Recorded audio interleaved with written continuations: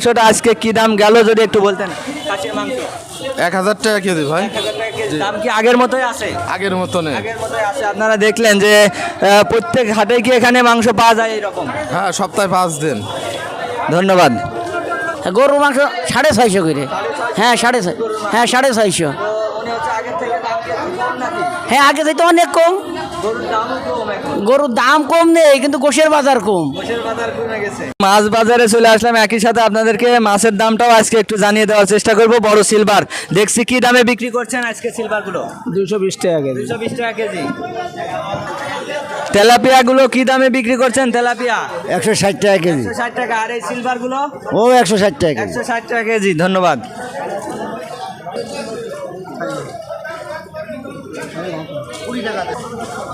এখানে বড় বড় মাছ আছে, আমরা একটু জেনে নেবো। এটা কি মাছ? গিলাস কাপ কত করে কেজি বিক্রি করছেন? 220